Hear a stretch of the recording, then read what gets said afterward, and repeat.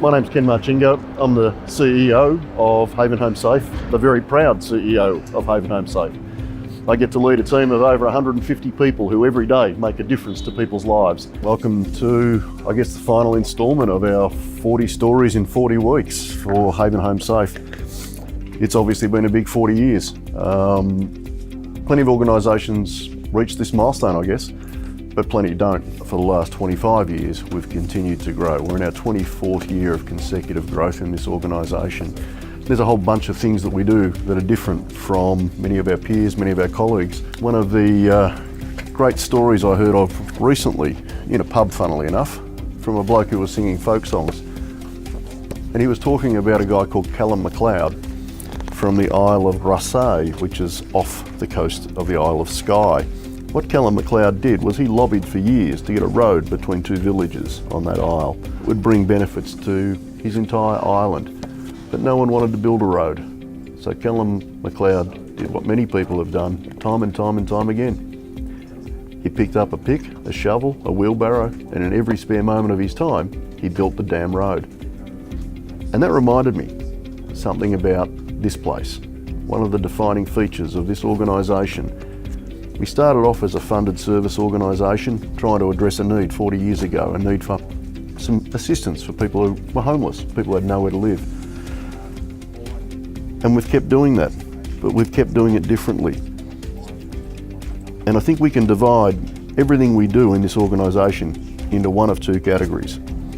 There are things that we do that if we didn't do them, someone else would. Some other organisation would take the contract, some other organisation would do the work. But then there are the things that we do that if we didn't do them, no one would. And they're the things that I think are the most interesting. These are the things that define us as an organisation. We've got a long list of those things. So it's not just about celebrating longevity. There's plenty of organisations that have been around for a long period of time. It's actually about what you do in the period of time you've been there. And I think that's the thing that defines and separates us from so many in this field. So there's a variety of things that we do that, following the theme, I guess, of if we didn't do them, no one else would. And in a sense, just the way we operate our reception is probably a good example of that. We always have someone out the front who acts as a concierge, someone who stands on the client side of the counter, someone who is there to welcome people, someone who's there to open the door for them when they come to the door, so that people feel welcome. The reality in this sort of work is we can't house everybody. There just isn't enough housing. Things are worse now than they were 40 years ago. The reality is we've got more than 100,000 people homeless in Australia on any given night, and that number is growing. We know that there is a need for better and greater and different services. And that's one of the things that we're doing here every day, is trying to find different ways of delivering better services with the resources that we've got. Everyone knows we do housing and homelessness. These two systems are largely disaggregated. There is a gap between the housing providers and the homelessness providers. Trying to make that gap come together is always a challenge. Being able to link your housing supports with your housing type is very important. That's one of the things we do here. So of course, if you're going to put housing and homelessness together, obviously you need housing. Behind me is a list of some of the projects that we have underway. Really important projects. At the end of the day, they're just housing. They're just roofs and structures. We need people in them to make them a home.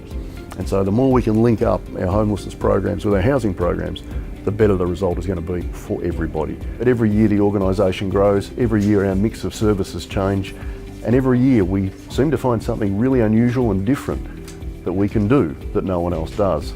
An example of that would be our Sydney Myer Haven project. So last year in our annual report we talked a lot about Sydney Myer Haven, the project that we kicked off a few years ago, that we formally launched a couple of years ago, and that last year won pretty much every award there is to win in this industry.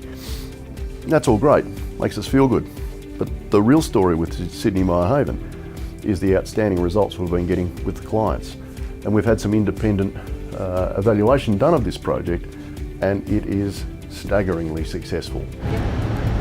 So I guess this is the last of the 40 stories in 40 weeks. It's been an absolute joy to observe now for 39 weeks in a row different people who are involved in our organisation talking about what it means to them, talking about the things that have changed their lives, talking about the engagement they've had with our organisation, and particularly not just the stakeholders, not just the board members, not just the politicians, not just the other CEOs of similar organisations. What they've had to say is fabulous, and we couldn't exist without those people and their support. We need this grouping of people around us who every day are helping us get on with helping others. But the real joy has been to see the clients telling their stories at various times over this last 40 weeks. We've been here 40 years. I've been here for 25. We've had a tremendous amount of growth, and we're well set, we're well organised, we're well planned for the next 40 or more years to keep going, because there's lots to do, and I think we're surrounded by the right people to do that.